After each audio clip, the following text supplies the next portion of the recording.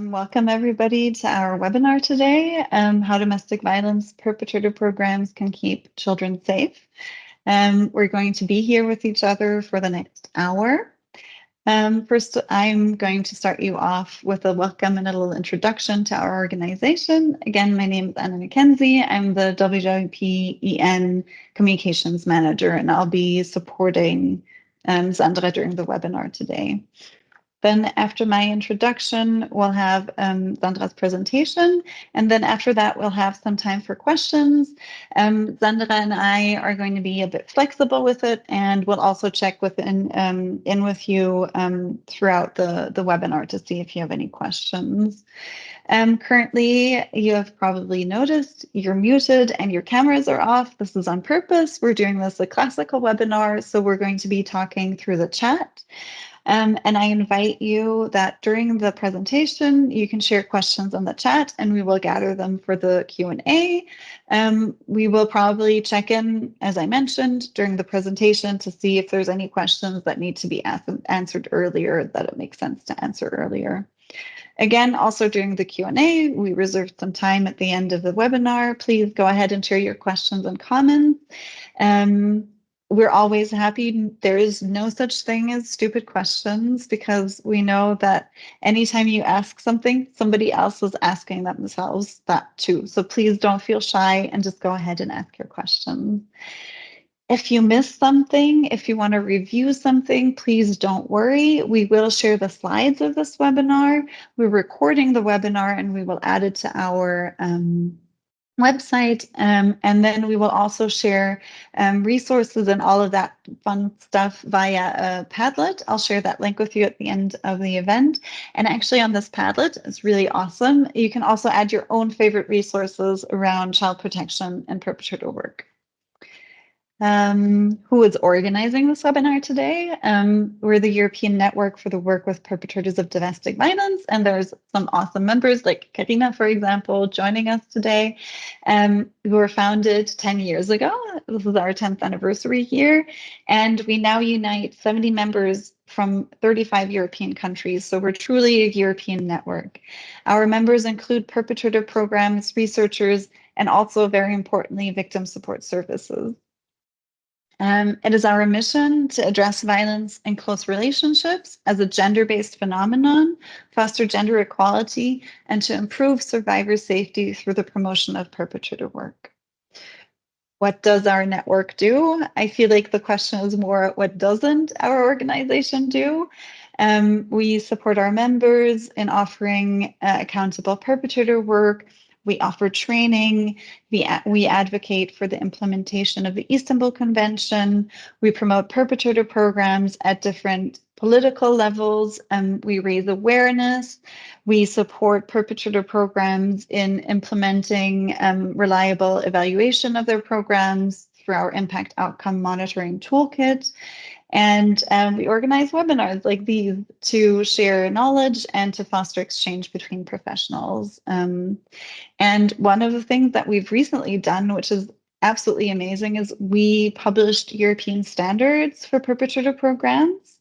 And these outline minimum requirements for safe and effective interventions for male perpetrators of intimate partner violence. They were developed with and for practitioners, both with practitioners of perpetrator programs and also victim support services, and all of their feedback, their knowledge has gone into these standards.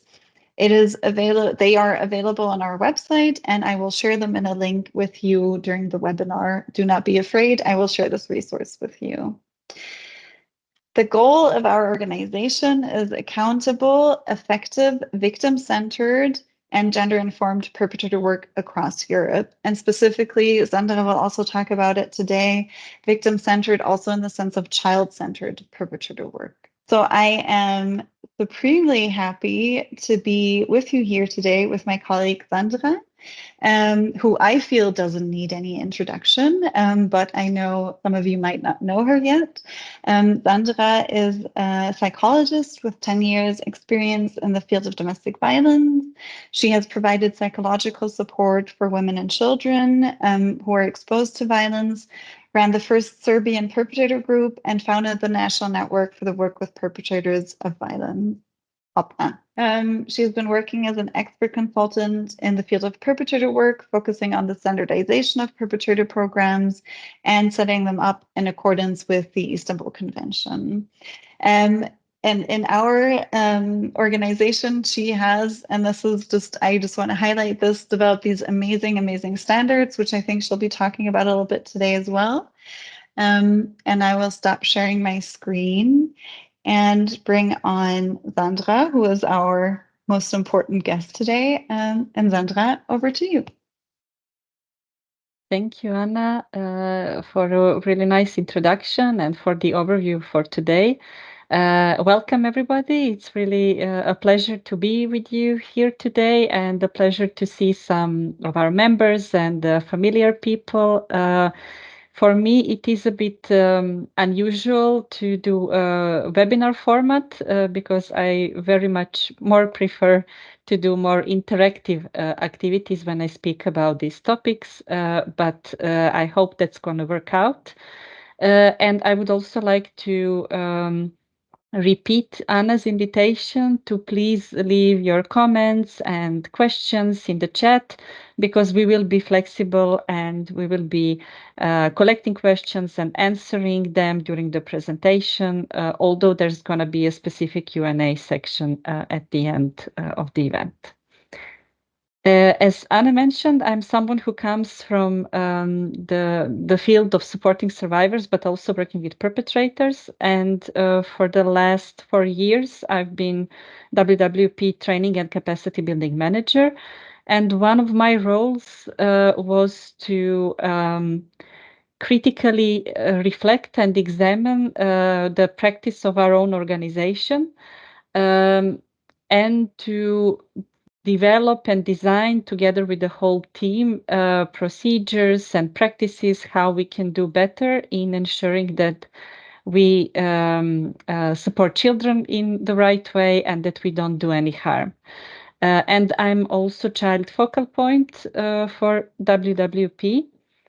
So a lot of what I will be sharing today is based on years of our own learning as an organization, but also learning of our members who we collaborated with and supported.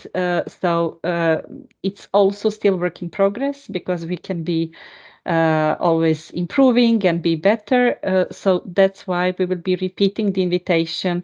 If you have any particularly good resources or practices that you would like to share, to please share them in the chat and also in the Padlet that Anna will present. What I would like to start with is a reflection of what happens to a child when man enters the perpetrator program.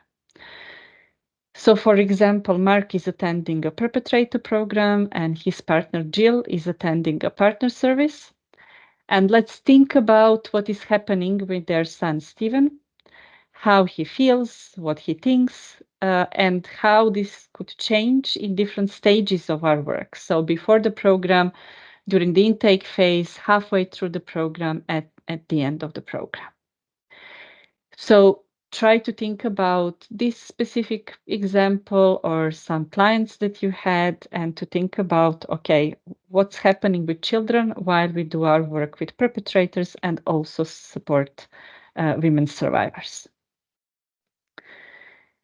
This is one of the possibilities of reflections and thoughts and feelings of children when perpetrators enter a program. So during the violent incident, possible reflections could be, he's going to kill us, he's going to kill her, I didn't protect her, it's my fault, or now mom will go away. The list can be longer, of course, and yeah, we could add more things to it. And usually programs and professionals do have this perspective, how violence influences children. And that's something that we usually incorporate in our programs and focus on. However, when man starts a program, possibly Stephen could think he's really unhappy now, and it's her fault that he's unhappy now and that he needs to go to this program. Or he's gonna think things are gonna be okay from now, so he can have hopes. Or he can think everyone knows what is going on, I'm so embarrassed. Or he can think I see that something is going on, but no one is explaining me anything. No one is telling me anything. Then, possibly halfway through the program, he could think, "Foo, angry. Dad is never home because of this stupid program." Or he could think, "What's going on? Why is everyone so secret?" Or he could think, "Well, now Dad is changed, and why Mom can't see that? Why can't she see that he's changed?" Or he can think things will never change. I need to do something about it. I need to sort this out. Or they could say they're not doing anything to change this situation if he thinks that he's not in the program and nothing is happening. And at the end of the program, he could be thinking, "Hmm, will it be the same now as before the program? Is anything going to change?" Or he could think, "He's different now, but I'm still scared of him. What's wrong with me? Why can't I be well now because things are okay now?" Or he can again think no one talks to me, or Mom is now worried. I don't know why. So we can see that the reflections, thoughts, but also feelings of children um, can be really diverse, but they do exist, even if they don't know that the man is at the program. And even if they know that man is in the program and have some information about that, or see that he's changing in a way, or that mom is changing in a way, this still has an impact on the child, their well-being, and the way that they're seeing the world and supporting themselves to live in this family situation.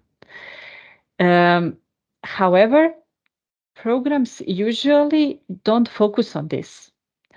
So we are usually focusing, okay, what are service-generated risks?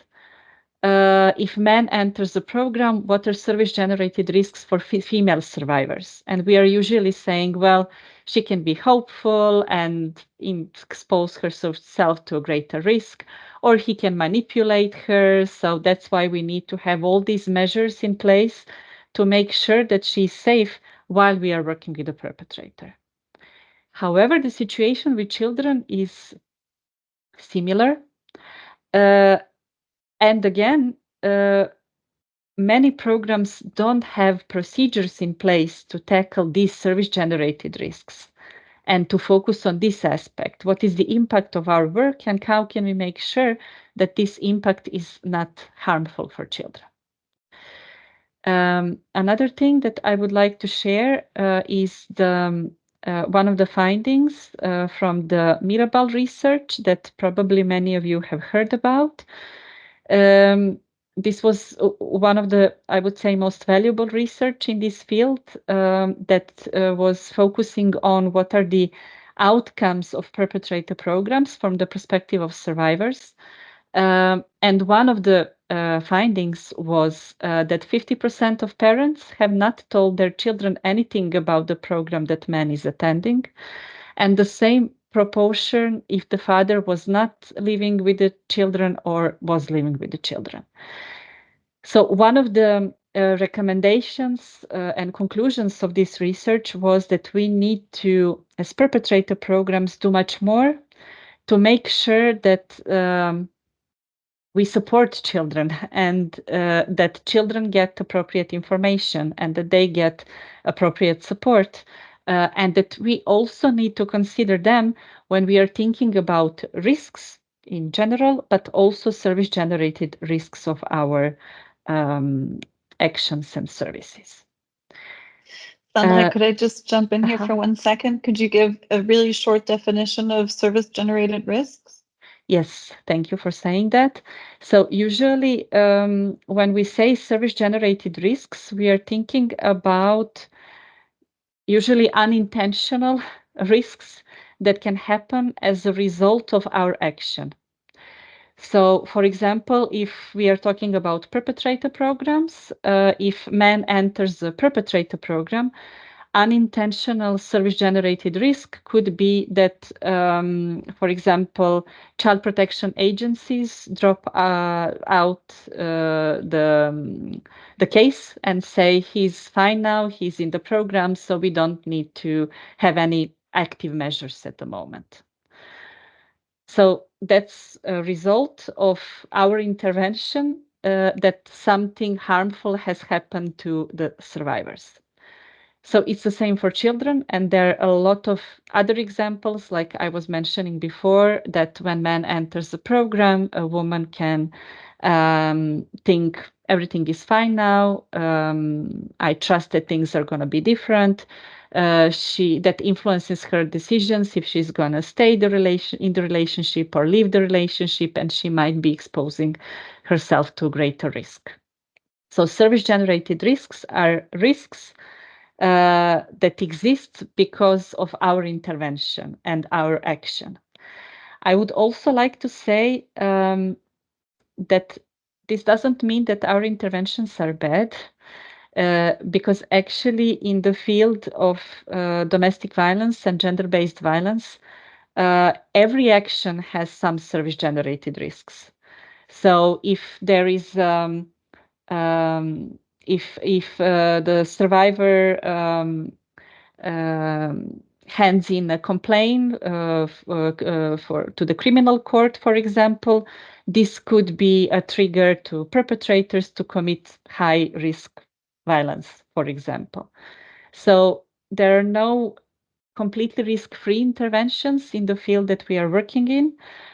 So it's really our responsibility to think about, okay, what are all the things that can go wrong, and how can we make sure that these risks are mitigated? If that needs a further clarification, please let us know in the chat, and Anna will let me know. So when we think about the impact of violence on children, some things are well known to all of us who are professionals in this field, not always to other professionals in other fields. So we know that the exposure of children to domestic violence leaves serious and often long-standing consequences, and there's a lot of research and evidence supporting that. We also know that children who witness intimate partner violence and children who are abused face similar consequences, so that actually we moved away from thinking that children are okay and safe if they're not directly attacked. But we are seeing that actually even children who live in abusive homes, even if they are not directly targeted, still feel psychologically the same and have similar consequences and similar trauma levels. And we also know that children growing up in families with intimate partner violence, this is just one of the data, you can find different data, have 15 times more chances of being physically or emotionally abused in the family than the average. So we also know that we need to think when we work with perpetrators, okay, what's happening with children, and are they maybe also directly targeted? What's happening with physical disciplining, and we also need to be mindful about these things. However, when working with programs across Europe, these are usually things that most professionals see and agree on, and have some measures to tackle that. However, as we mentioned previously, children are also affected by the perpetrator program that their fathers are attending, and this is regardless if programs have direct contact with children or not. There are some programs and some organizations that do have this direct contact, and then this connection is maybe more straightforward and obvious. But also, even if we are not having the contact with children, we still have impact on children, and that's why we also have the responsibility to act and make sure that our actions don't create additional harm. So I'm mentioning this a few times in several different ways because I think it's important. When we think about possible impact or harm to children, we know that this can come from external areas, fields, and we are usually thinking about, okay, what can this perpetrator do to make harm, or what can happen in the family system or in the surrounding. But also we can do harm, sometimes intentionally, many times unintentionally.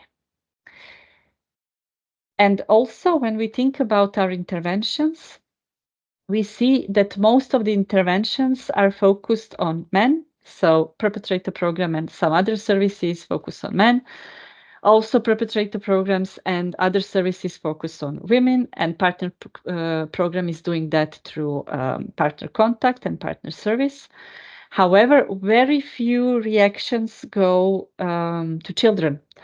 There are some perpetrator programs that also focus on children, and this is a really good practice. However, this is more the exception than the common practice that we are seeing across Europe.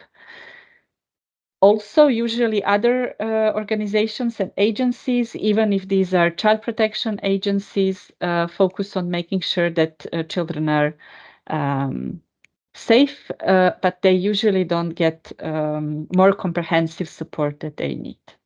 So it's really important that we, as one, a little piece of the puzzle, do shine the light on children and make sure that they are visible. A bit more data from the Mirabal research. Again, this is something that you will find in the resources, and I think that many of you had a chance to see this. So when we look at the impact of our programs on children, you can see that the blue bar presents the baseline, so how things were before the program started. And the red bar presents how things are when the program finished. And this is all from the perspective of survivors.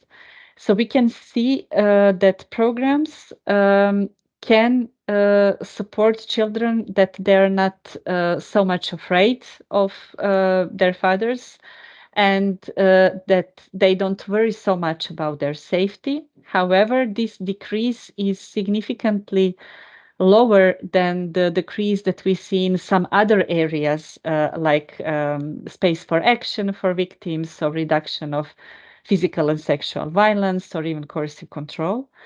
But we see that many consequences of violence still remain with children. That, for example, the aspect of being nervous or clingy didn't change at all. That they get aggressive and frustrated, it also didn't change a lot, that they have problems with sleeping. So we see that the consequences of violence, even if programs have good outcomes, still persist with children. And it's really important that this is also addressed and tackled. And one of the conclusions of this research was that children are indeed central in our interventions, but somehow they do remain not visible enough, and then there is a need for more direct support services for the children of men on domestic violence perpetrator programs. As I said, there are some programs who are doing this. One of the good examples is the Caledonian system in Scotland, which is a probation-based program, and they have integrated children service that supports children directly, but also indirectly through advocacy work and different kinds of activities. So what can we do when we kind of remind ourselves about this situation and the position? We see that there are 4 key areas in which perpetrator programs can intervene. So one is to support men to be better fathers. And when we are working with men who use violence, regardless if they have children or not, to still have this perspective and to support them to understand their violence and impact that the violence has on children, that they also need to understand the influence of violence on the mother's parenting, and how that then again creates negative consequences for children. And we also need to support them to develop positive parenting skills. This is something that we see as existing in many programs in Europe. However, I need to say not in all perpetrator programs in Europe. And we still find programs that don't focus on this aspect in such a specific way and targeted way. So this is something that is really important. However, our role is also to advocate for child's best interest. And this is our responsibility and our role. So this is something that we could do through supporting other agencies to see intimate partner violence as parenting choice. And what do we mean by that is to support other agencies to understand that if person is using violence, it's their choice. And if they're using violence, they're harming their children. And to support other agencies to see these links that are usually clear to us, but not to other stakeholders. And that even if perpetrator is not harming a child in a direct physical way, uh, the choices that he is making is deeply diminishing the need for safety that we know that is a basic need that all children and all humans have. And also, we should support other agencies to identify and break perpetrators' patterns of control. And we will be talking about that in a bit later. So the idea here is that we need to identify and recognize those situations in which perpetrator programs are using institutions and power that these institutions have to continue the abuse and to commit further harm. So this is something that we will be focusing on in the continuation of the webinar. And also identifying and managing the service-generated risks that we were mentioning. So we need to be aware that having good intentions and being all professionals who have good intentions and are good people and care about children is not enough. We need to have procedures in place and guidance in place to reflect critically about our own practices and to make sure that then we put mitigation measures in place and that we can react when appropriate and that we can minimize these risks. And of course, there is an aspect of working with children or referring them to organizations that provide this kind of support. And this is, again, the referral part is something that a lot of programs tend to do in Europe. So keeping in mind what are the, let's say, more challenging areas in our field in Europe, we decided to focus more on the second and third strand of the work. So on advocating for child best interests and also identifying and managing service-generated risks. So really briefly, I will be focusing on these issues. However, these are complex topics that usually require a lot of discussion and reflections. And I invite you to start these reflections and share them in the chat. And also, if there's a need to connect after the webinar, we are more than open. So when we think about advocating for perpetrators' accountability and child best interest, I invite you to think about that. So what is the role of perpetrator programs? How can we do this? And what are the key aspects in which we need to be alert and have the initiative? And one of the areas that require our attention is focusing on men's parenting. And here it's comically presented how in the men's world, in blue world, in certain situations when man is at the park and looking at his phone, the environment will react in a way to say, oh, he's such a great father, he's taking his kids to the park. And if he's getting a haircut, usually what we can hear is, okay, you just need a haircut and that's it. However, the situation usually changes if a woman is there, if mom is there.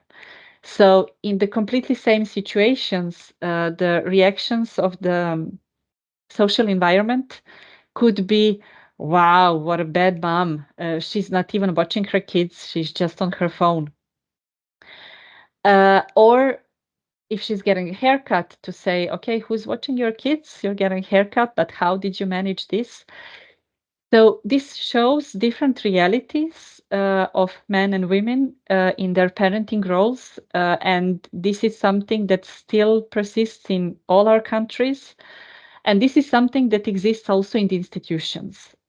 So when child protection agencies, for example, focus on parenting, they will usually have lower expectations of men as fathers than of women as mothers.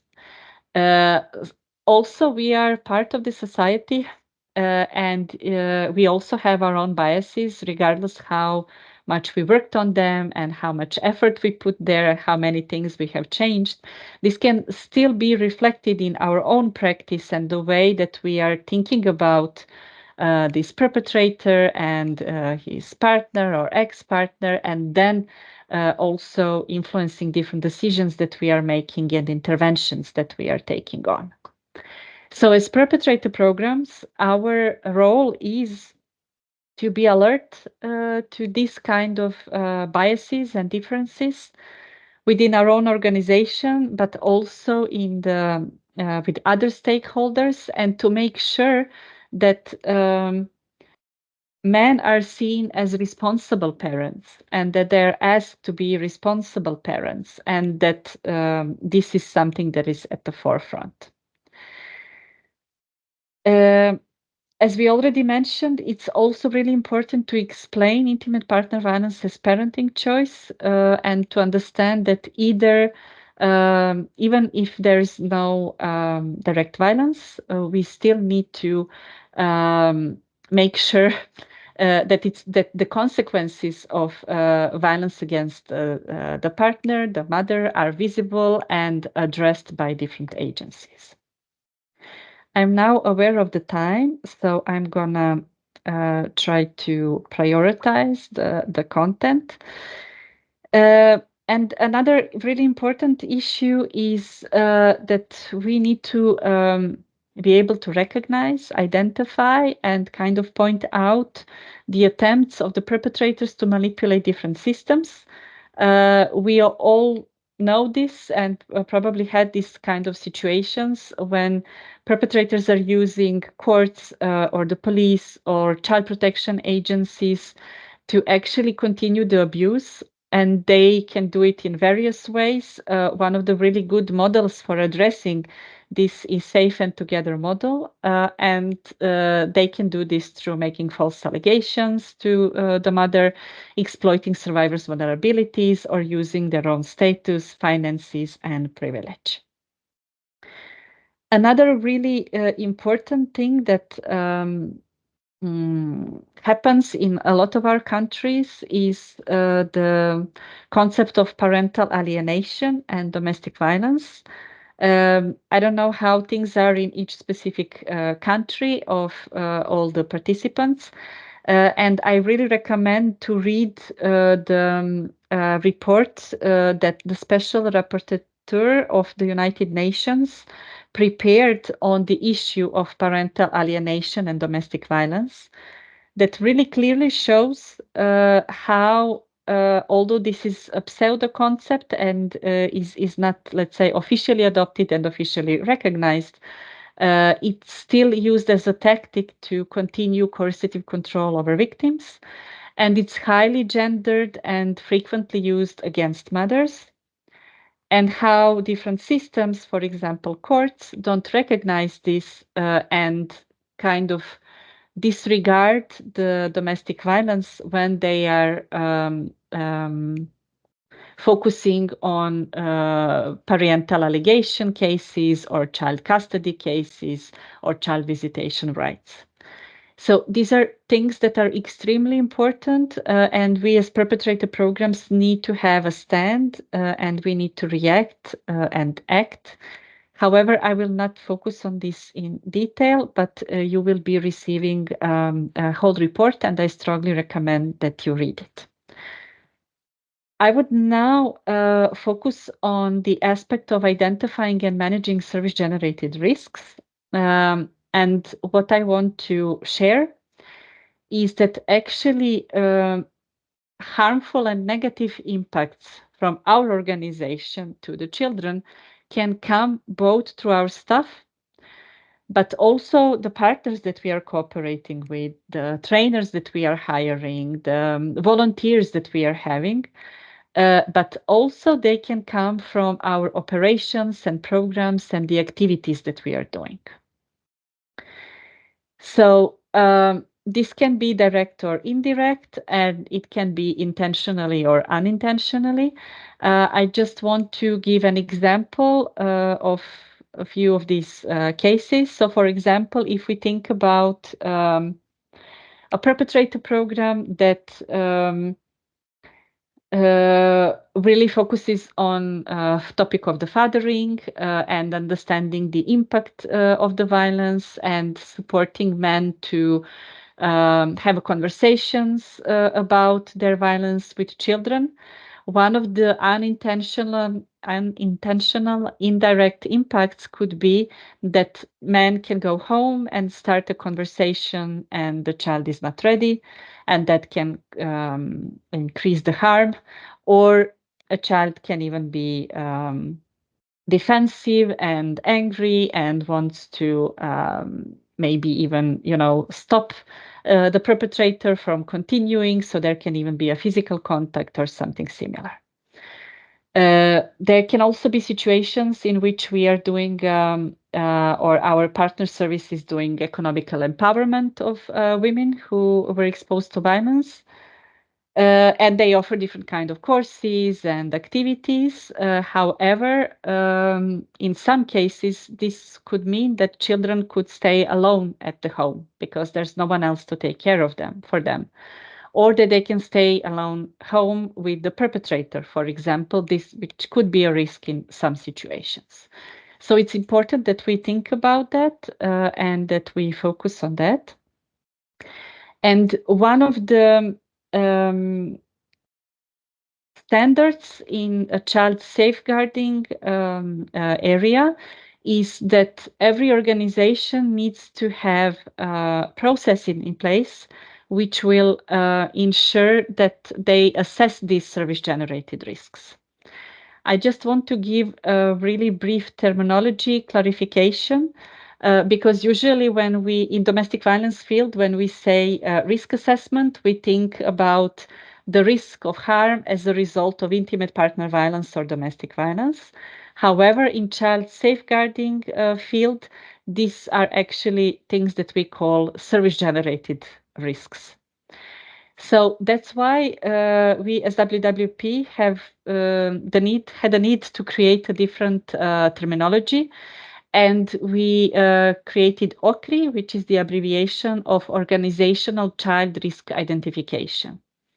And this is something that really helped us a lot to make sure that our actions make sense for children, that they don't have any unintentional harmful effects. And I will now just briefly illustrate how this process can be done. So this is an example of the case study. So for example, partner support professional receives a phone call from Nora, and she wants to meet with her women worker. She explains that she needs to bring her children which are Amy, 3 years old, and John, 5 years old, to the meeting, as there's no one else to take care for them. And during the last meeting, Nora mentioned that she plans to move to another city as she's afraid that her ex-partner, Mike, could take the kids away. Mike is in the perpetrator program for 3 months. He has supervised visitation to his children, and he feels that this situation is completely unfair. And there is a female assistant at the partner support service who is happy to take care of children. She is usually taking the calls, welcomes other clients who come to the service. And in the partner service, there is no specialized room for children, but there is a waiting room, there is general waiting room where children could be accommodated. So we could say that this is one, let's say, more or less common situation that we have in perpetrator programs and our partner services. And this is just an example. We can think about a lot of other examples. So one of the things that is really important to do is to have a process in place that will allow us to think about, okay, this is the situation, what are the risks that are there, and what risks we need to prioritize, and what are the activities that we need to have to mitigate these risks. So what you're seeing now is the example of something that we called OCRI checklist. And this is the checklist that we are using and other programs are using to kind of handle these kind of situations. This is something that should be done in a joint meeting. And the first stage of the process is that you think about, okay, what is the activity? Is there contact with children or not? Is there an impact on children or not? What are all the risks that we can identify? Then there is guidance on how to prioritize these risks, and I will explain that. And then there is a part in which we think about, okay, these are the risks, what are the activities that we can do? I will show you now the example of how this can go. So the first stage of this process is to think about what are all the things that can go wrong. I know that in life we are usually told that we need to think positively and have positive, happy thoughts. However, for this process, you need your different part of yourselves, which can think about, okay, what are all the things that can go wrong? And the idea is to brainstorm in a team about all potential things that can go wrong in relation to the situation that you are focusing on. And the recommendation is to brainstorm, to allow time for that, not to reflect, does this make sense? Can this really happen? This is stupid. So here the idea is to collect as many potential risks that you can. Why is this important? Because we never know if the risk is really important or not, and we will have a next stage in which we will focus on that. So, for example, some of the risks could be that Mike, which is the perpetrator, could take the children or could try to take the children while they are coming to the meeting or while they are at the meeting, or that children could hear parts of the conversation between the professional and their mom, Nora, and then this could disturb them, or they could share some information with their father, for example, that she plans to leave, and then again, this is a risk. Or children could fall from the stairs or harm themselves because we saw that this is a space that is not adjusted to the children. Or as this is a general waiting room, there could be other clients who could harm or disturb children. Or children could start revealing their experiences regarding violence to the assistant, and she might not be trained to manage that adequately, or the assistant can harm children. So if we were doing this together and brainstorming together, this list would be longer and we would try to hear from everyone. It's always important that this is a teamwork because that's how you get more perspectives. And you will finish this stage while having a really long list of all things that can possibly go wrong.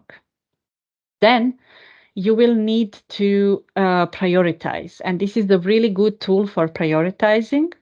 So this table shows how you can score the impact of the risk that you identified. And you can then think, okay, is this, if this really happens, what kind of impact this would have on a child? Will this be negligible impact or minor or moderate or major or catastrophic?